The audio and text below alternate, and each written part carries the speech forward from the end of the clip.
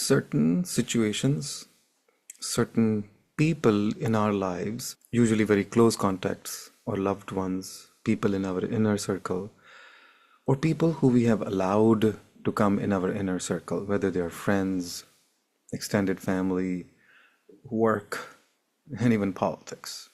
Whoever we have allowed to impact our heart, whoever we have allowed to come in our inner circle and disturb our inner peace.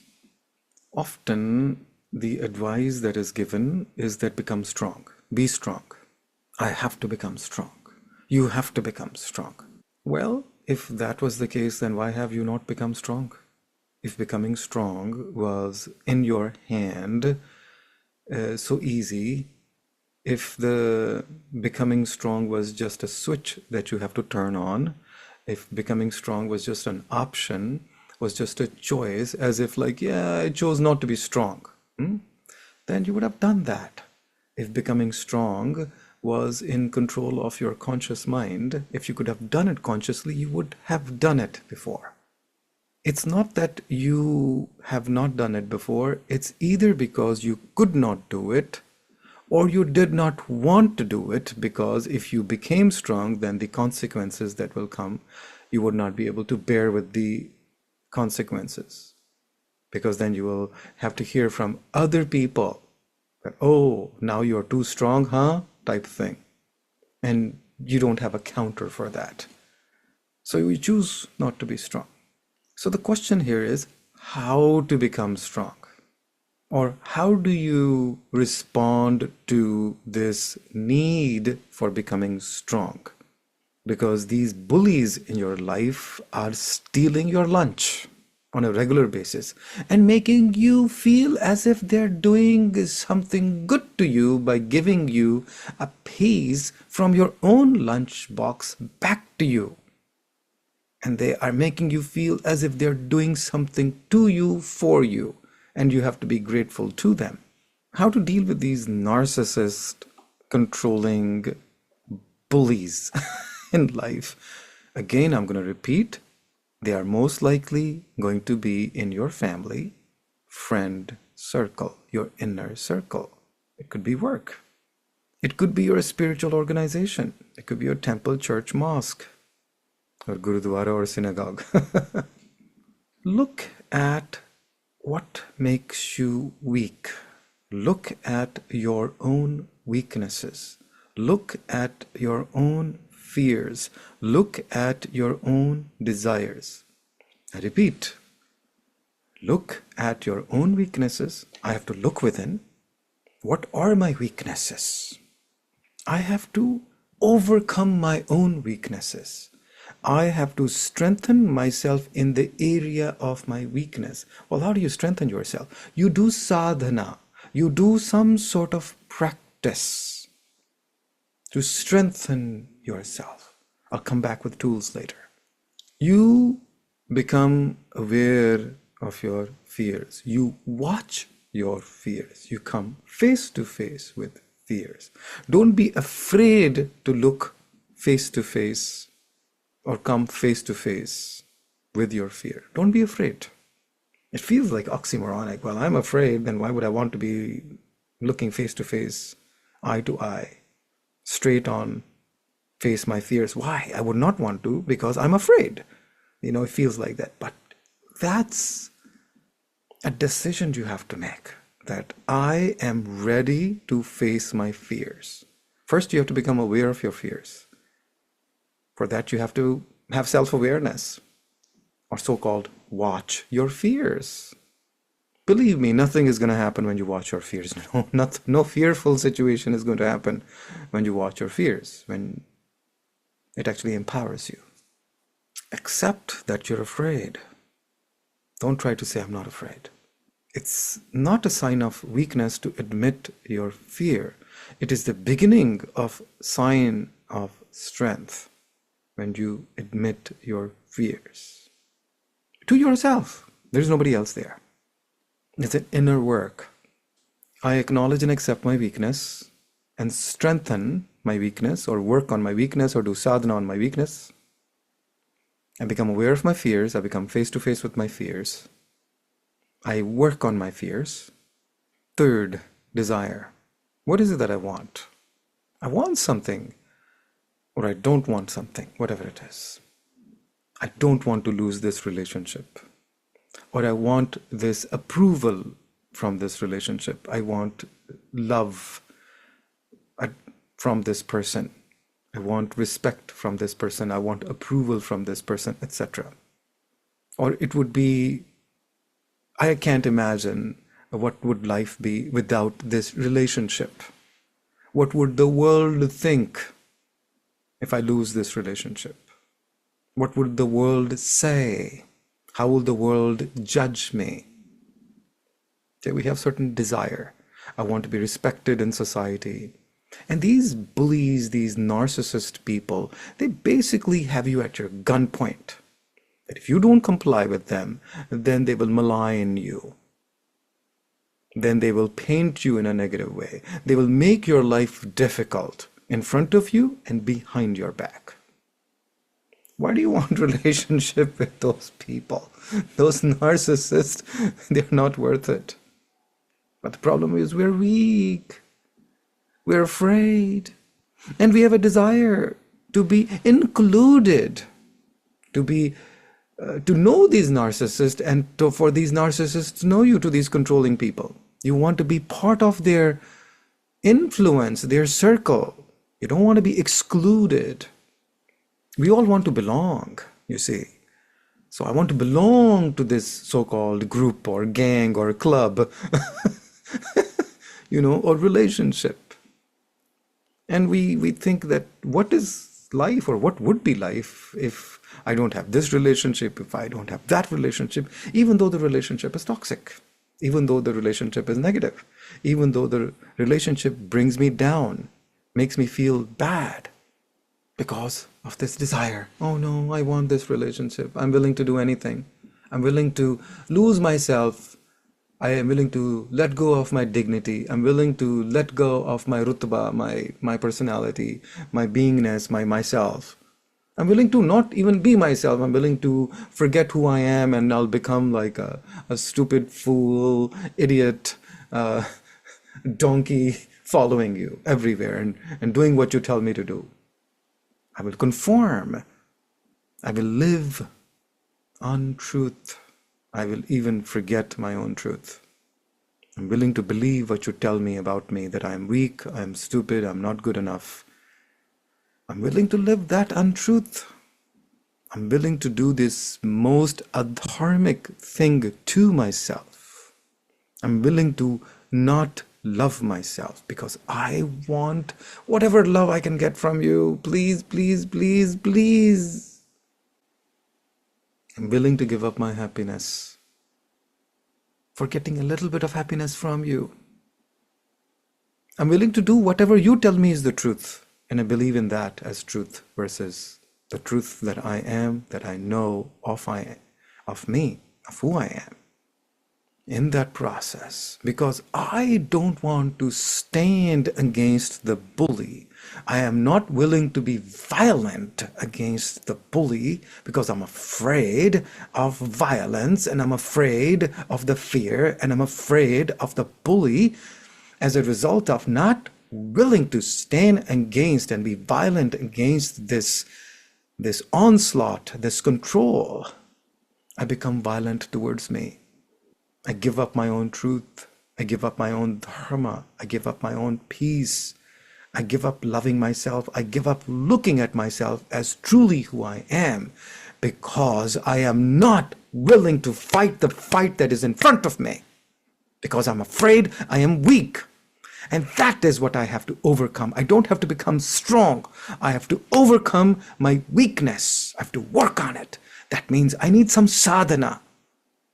I need a workout. What will make me strong? What will make me not afraid? What will make me look at my desire and give up my desire? The answer is Maypole. As you hold on to the ribbon connected to your high C, you first of all, you relax. You breathe in the relaxing energy.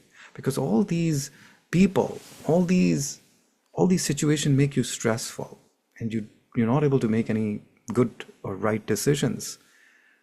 Following the bully is a wrong decision, isn't it? And why do we do that? Because we are not relaxed. They say things, they do things that make us tense. So first of all, relax and breathe out tension, physical tension, mental tension, emotional tension, the tension of losing these friends, the tension of fear. We become tense.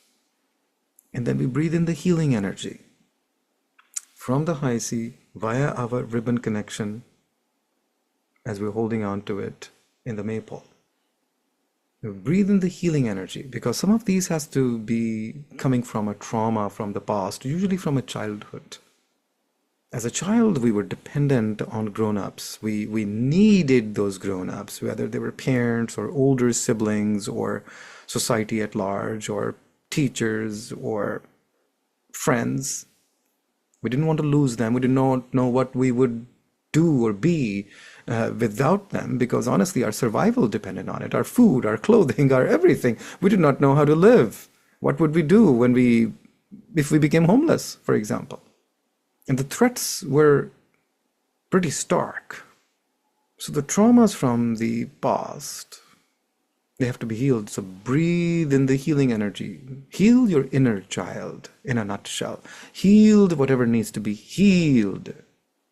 Whether you were fired from a job, whether you were blamed incorrectly or correctly, whether you were defamed, whether you were called names, whether you were told things which were derogatory about you, whether you were insulted in public or privately, whether your respect was taken away from you, whether you were told you are not good enough because of your association with your religion, your race, your country, your caste, your creed, your language, your education or lack thereof, or the way your color of your skin, could be anything, or your gender. You breathe in the healing energy from the high C and breathe out any blockage, anything that comes in the way of you being yourself. Release anything. Get rid of the conditions that are coming in the way of you healing yourself. Yes, including physical healing. Physical diseases are a manifestation, mostly 90% at least, of something that is psychosomatic, that is mental, that is coming from the past. Breathe in the healing energy. And each of these energies, you can do a separate Maypole exercise for extended period of time. Don't just sit there and do a couple of breathe in, breathe out, and you say, I've done. No. This is sadhana. This is inner work. Sit with yourself. Time is not a limit. Sometimes you can only take half an hour's worth because of physical exhaustion or emotional exhaustion, mental exhaustion. You're like, oh, that's all I need. I can't work on myself anymore. It's too much for me. And then you come back for another session the same day or same week. Ideally, you want to do that as consecutively as possible. Ideally the same day, another session, or next day. You don't want to leave a gap. And then you breathe in the cleansing energy, because as a result of all these things, we think poorly about ourselves. We develop bad, negative thoughts about ourselves. Forget about negative thoughts about other people for a moment. Just we think badly about ourselves. First, take care of yourself. We don't think highly about ourselves. Oh, I'm not good enough, or because there are conditions they're put. Oh, since, especially with women, or those people who don't have jobs where they're earning hard cash, they're made to believe that you're not really doing anything useful, you're not making any contribution, because only if you're doing a real job that brings in real money, only then you're doing something real, otherwise it is not real. Let go, cleanse it out. Breathe out this heaviness, this burden, this I'm not good enough. Release it. So cleanse yourself of these false, limiting beliefs, and also let go of the frustrations, the anger, I'm not good enough feeling sad, feeling helpless. All those feelings, you can release it, wash it out. Anything that you feel you lack, breathe it out.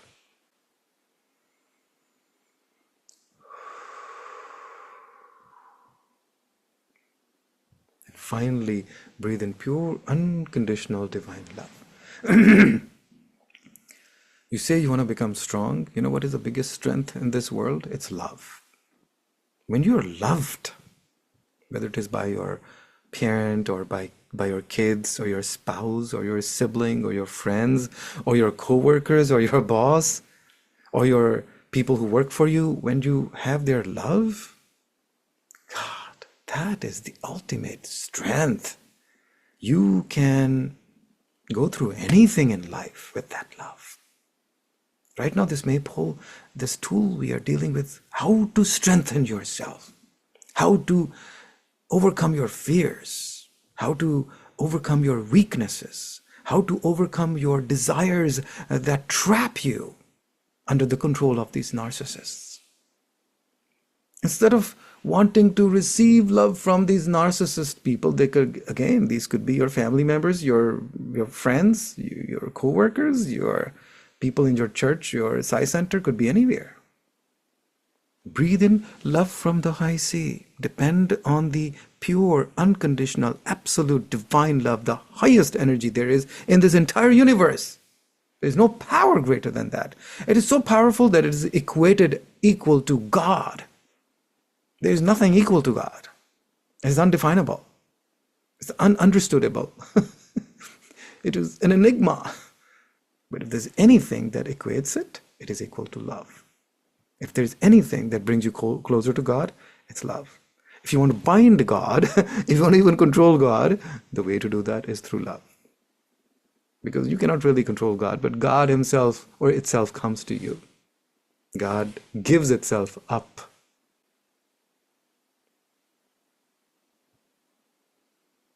When you feel that love, when you experience that, when you give that love, when you receive that love. Love is both ways. You have to receive love and give love both. So here, breathe in this pure unconditional divine love from the high sea as you connect in, holding on to the Maypole, or sitting at the feet of your Lord, or doing the heart-to-heart meditation. And breathe out anything that comes in the way of you receiving this love. Oh, you don't deserve it. You're not beautiful enough. You're not good enough. And also we have fears. Fear of failure, fear of lack of deservedness. All these narcissist people have put these fears, put these things that you don't deserve it. You're not good enough. I can give you a little bit of love, not that much love. They dangle a little carrot in front of you, which you'll never get. And you keep on chasing it. The carrot continues to go forward by 6 feet, so to speak, or a stick length worth. You keep chasing it, you never get it.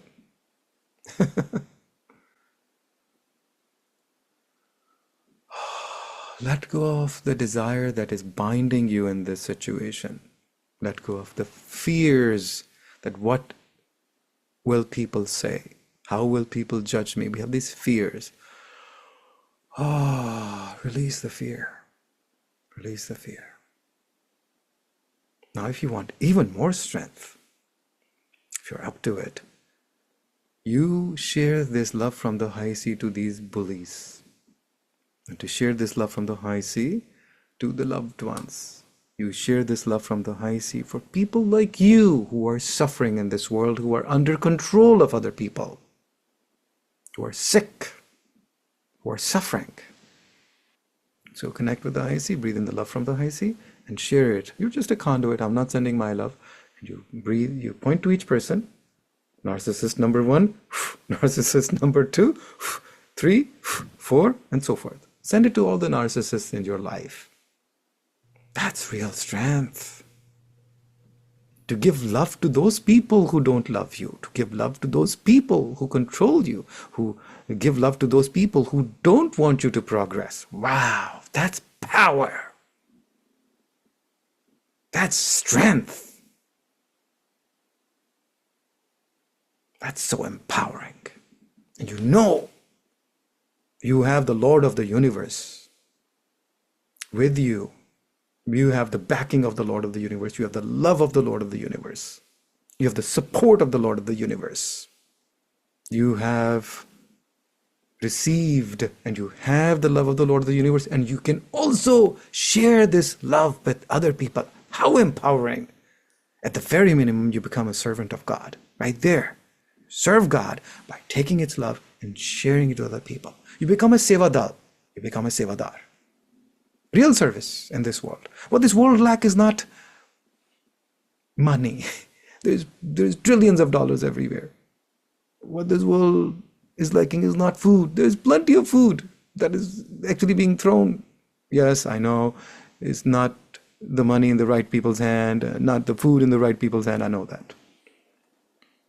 What this world is not more education. Yes, some people don't have education, but there are plenty of smart people in the world.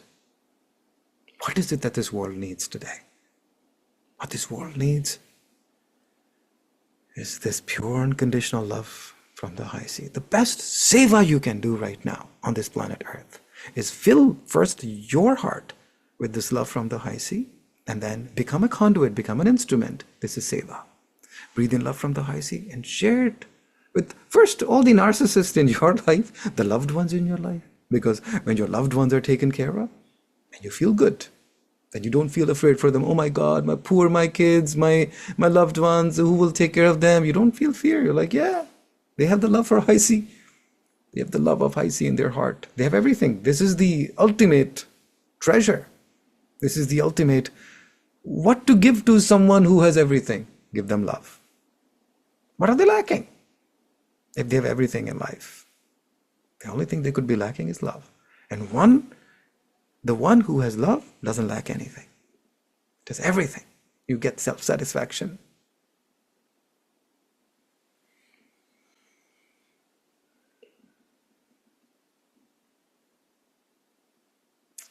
Don't forget to thank the high sea for all the gifts you have received. Don't forget to love yourself by hugging yourself and say, I love me. This itself is healing at many levels. This I love me strengthens you. This I love me heals you. This entire exercise is super powerful. Guaranteed to give us the strength to overcome our weaknesses, to overcome our fears, to overcome our desires. This is true strength. No one can take it away from you.